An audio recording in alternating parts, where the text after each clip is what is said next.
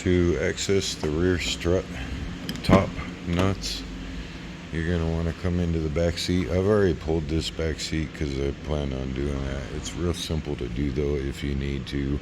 I don't think you need to get this out, but if you need to, you just pull up on the corner of the back seat on both sides. There's a little spot that it pushes into, and then you pull the seat out. Really simple, pull up and pull. But once you got, if you need to take the seat out, you can, but you're going to want to put this seat down, and then actually you do need to take the back seat out because you need access to this 12mm bolt. So again, to pull the back seat, just lift up on each corner. So there's a 12mm bolt down here, and then you're going to lift up and pull out on this. Kind of hard for me to record while I'm doing this, but it's real simple to do. Once you have those out on both sides, you just come in here, and there's your top strut nuts. I believe these are 12mm as well. Yeah, those are 12mm as well. I'll take these two out, and then I'll loosen this one all the way up almost to the top, just to leave some kind of support there while I lift the rear end of the vehicle. So remove these two, and then almost remove this one, but leave it loose so you can have a little bit of support when you lift the vehicle.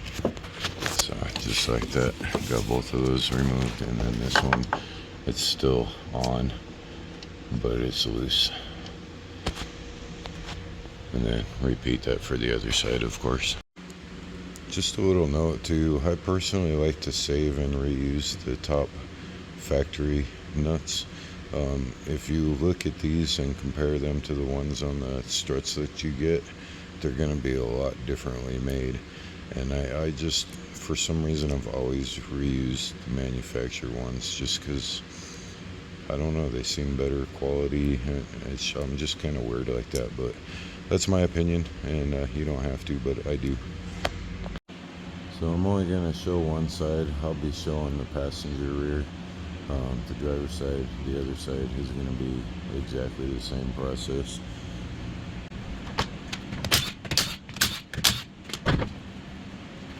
Good time to check, adjust, and clean your drum brake as well. See all that dust that gets up in there. Real good to clean that up. Spray this off with some parts cleaner. Adjust them if they need them. So first off, one thing you're going to notice when you get in here is you have this brake line that goes through the strut here, and they don't give you any kind of notch to just move that out. There's two different ways you can go about this. You can either disconnect the brake line and do a brake bleed later, or you can cut a notch into this right here, but you got to be really careful not to hit the brake line. And once you get the notch cut, you can bend the tab down, and you can do the same thing on the new strut. Bend it down, put the line in, bend it back up, and then that's actually the way that I'm gonna do it today. I'm gonna cut a notch, and why I made that decision. Normally I would just go ahead and pull it and do a brake bleed, but the reason I made that decision is there's two reasons actually. One, I tried on the other side, and I cannot get this loosened up on that side without damaging the brake line. So I'm not even going to bother trying on this side. And the other is the brake bleeder back here. I can't seem to free it up on the other side either. I can on this side, but that still doesn't give me any free up on here. So what I'm going to end up doing is actually cutting a notch out of this little mount right here. And you can see on other videos too that other people do that as well. Those are basically your two options on switching out these struts. And normally the best, well, not even the best way, it really doesn't compromise anything at all by cutting a notch in here. But if you're comfortable with it, the easiest way is to just go ahead and disconnect the line here, because then you don't run any risk when you're cutting a notch into it. Personally, I like to work on this lower to the ground. I'm not really exactly sure why, but I always have. It's kind of weird like that, I guess. But go ahead and slide your brake line lock out. And then again, what I'm going to do is I'm going to cut a notch in here. But we'll get this sway bar link loosened up first. For the sway bar link, you're going to need a 5 hex more than likely. And what you want to do before you even start trying to take this off is to get this to fit in there as far as you can. Because if you strip this out when you go to take off the nut, you're going to have to cut the sway bar link off. So I just like to make sure that I get it all the way in the hole before I even try. I just know these are going to get stuck because they're a little bit rusty, and the other side did a little bit. So I like to clean off some of that rust before I try. Sway bar links can be a serious pain in the butt sometimes.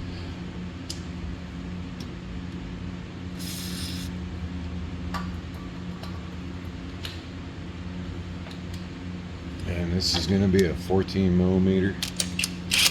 I'll just break it loose first.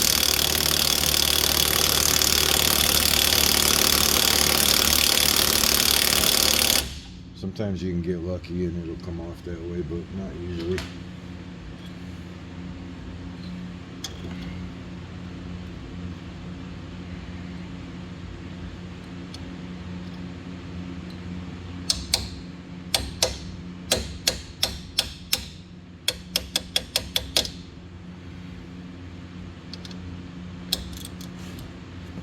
And then I'll kind of use the strut as a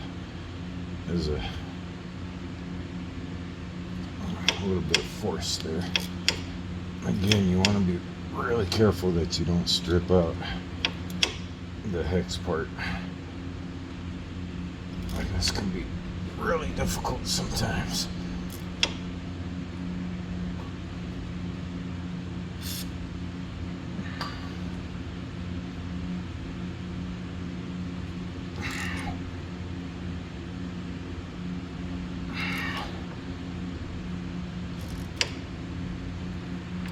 Try going backwards a little bit on it so I can get some more WD-40 up on it.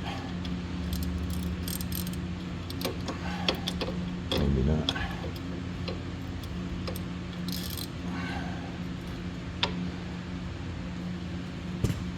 Try to keep your wrench as straight as possible if you end up in this position.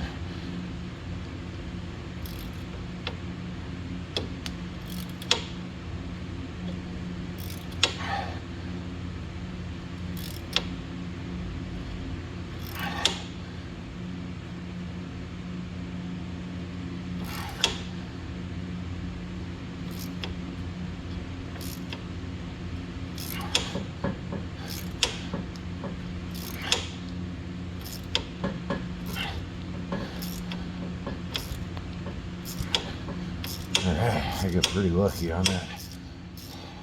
A lot of times you'll end up stripping out the hex part and you have to cut it off at that point. But I won't be putting these sway bar links back on. I'm actually going to be removing the sway bar so I can do the links and the bushings at another time. But I'll get the torque specs for you, and I'll list that when you're done with everything. You'll reconnect that. But again, I'm going to be taking off the sway bars, so I'll list that later. Okay, so on the times that I do end up cutting these, here's what I like to do. If you loosen this up, you can get about 1/8 of an inch space in between this and the brake line. So what I'll do is I'll get that space and I'll just wrap this around a little bit to hold it in place. So it creates that gap right there, and that gives me a little less chance of hitting the line. Yeah, so, and then I'll just tie that up there. So now I've got about 1/8 of an inch gap from this to the line. And I like to use a Dremel. You can use a grinder. I'm more comfortable using a Dremel. And I'll just cut a line in there, and then you'll see me bend it. And I'll show you what I do on the new strut. And again, this is not uncommon to do. You'll see many videos of it done. It does not hurt the integrity of the strut at all. It's not going to hurt the brake line as long as you don't nick it. But safety glasses first, of course. I've got mine on.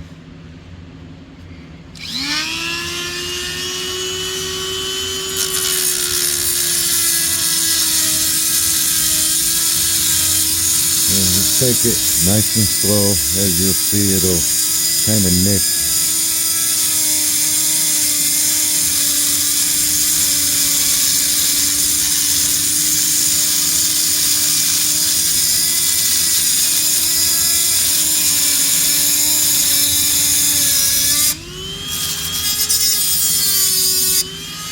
Dave, I'm through there. I think that'll do the trick. Let me find my pliers. Alright, so now I'll just bend this side up.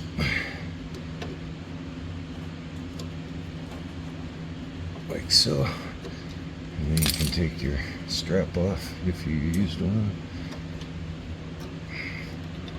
And then when you push this through, just be careful about bending the line. You don't want to break the line. Of course, it is metal and it could break rather easy. So, and then just set that aside for now. I'll show you what I do on the new strut. So there's two things on the new strut. What I like to do, and a lot of struts actually come with a notch now, but I'll cut a notch out of there. See that? That's a good gap. I just go from the edge to the edge basically. And when I put the brake line in, it'll slide right in. Now I go ahead and also I will spray paint that so it doesn't rust later. But another thing you're going to notice on these is these are more of a universal setup. So when you look at this compared to the old one's going to have 3 studs, whereas this one has 2 studs and then 2 bolts.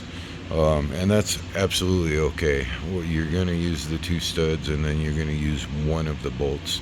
The reason there's 2 is because on certain models the mount is on the other side.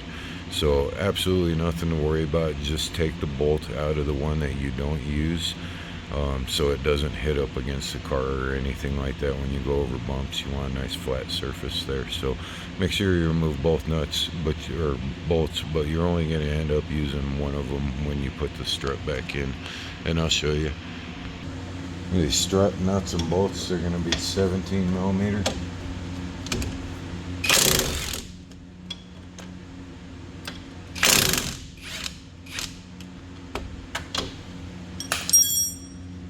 And these might take a little bit of force to get them out sometimes.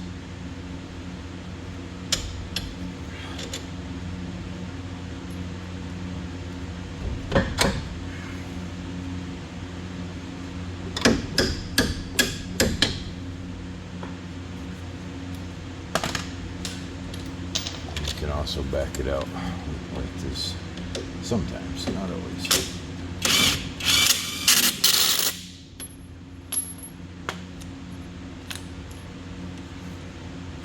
Once you get that, you're going to want to knock the strut backwards. See, like that. And that gives you loose from there. And then you'll go on the inside and pull that one nut that you left on the top while holding the strut. I'll try to show you the best I can.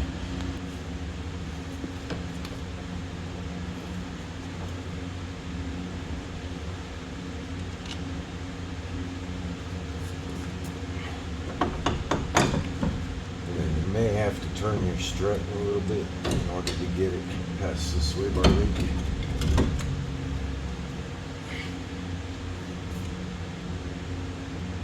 And I will list these struts in the description as well. I like to have my 2 nuts and my 1 bolt ready to go. On these struts, the bolt is not a 12 millimeter, it's a 10 millimeter.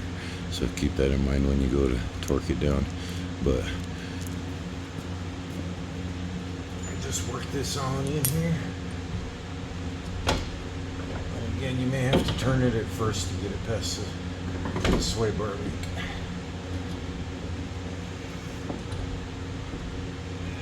The hardest part with this is getting it in these top holes up here.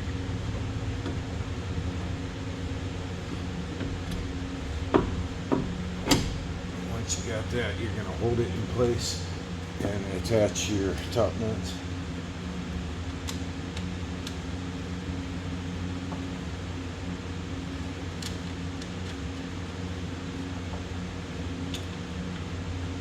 You don't need to tighten these up all the way, just enough to support it while you do everything else. You don't want to torque these until you have the car on the ground. So, and then once you got those, you're going to start working the bottom end. And you may find that it's a little bit difficult to fit in there. And I use a little bit of force. I'll show you in a second. But you want to kind of get the knuckles started at first.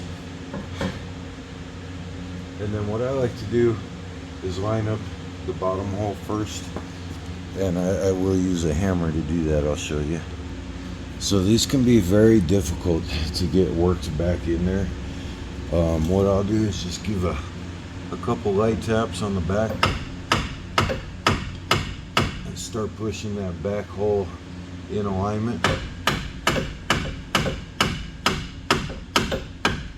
Get at that point,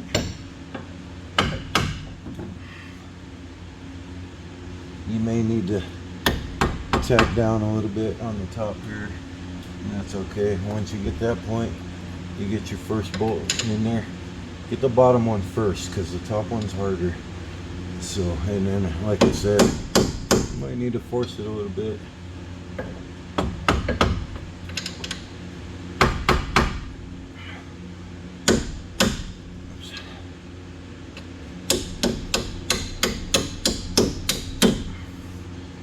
Just be careful of your threads, of course.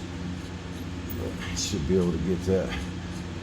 Okay, so once you got that one in, it's going to take a bit of portion to get that top one lined up, but it is possible. So, and if you can't do this, you can also put a jack and lift up on this end, and that'll push the force that way. So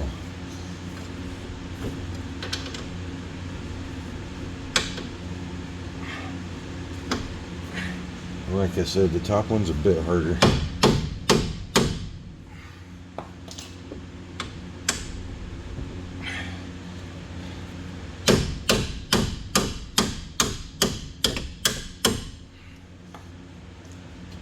Just be careful of your threads, of course.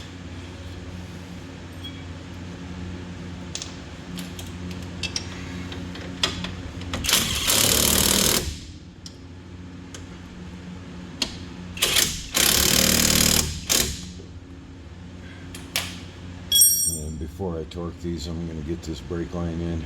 I will also list the torque spec for the sway bar link.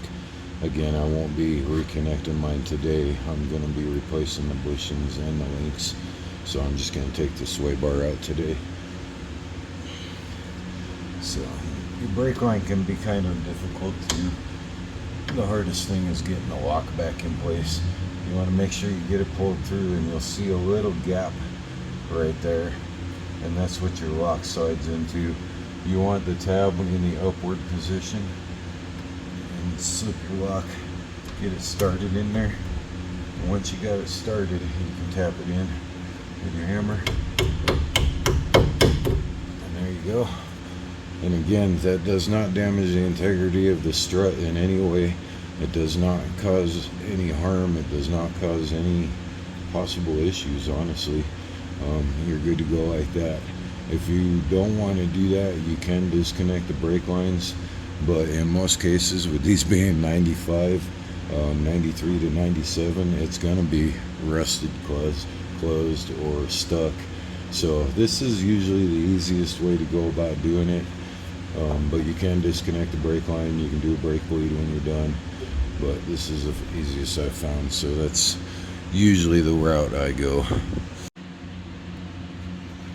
Alright, so the torque spec for your sway bar link The sway bar link is going to be 33 foot-pounds. Again, I'm not putting mine back in today because I'm replacing them later. But 33 foot-pounds on the sway bar link. Your strut nuts are going to be 67 foot-pounds.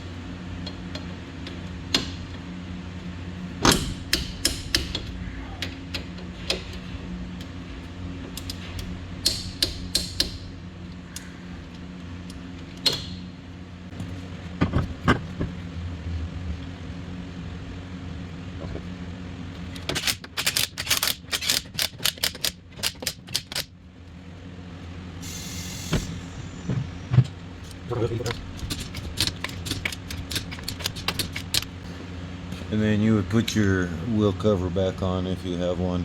I'm leaving mine off because I'm actually probably going to pull these wheels later and paint them. They're kind of rusty and dirty. And then now you can torque down these nuts. Book calls for 67 foot-pounds on these as well, which in my experience that's a rather high torque. I might actually do mine at 45 foot-pounds because I've found that normally anything over about 50 foot-pounds and you break these studs. So I'm going to go a little bit lighter than what book says. Again, book says 67 foot-pounds. I'm going to do mine at 45. Now once you got those torqued down, you'll go ahead and put your side piece back on here. Start at the top and get it worked into that, and then push it down, and then put your 12mm bolt in. I won't be putting those on. I'm going to be putting on a seat cover, and I want to make sure that I get those into the seat cover, so I'll be doing those later. But that's the rear struts. Hope that helps you.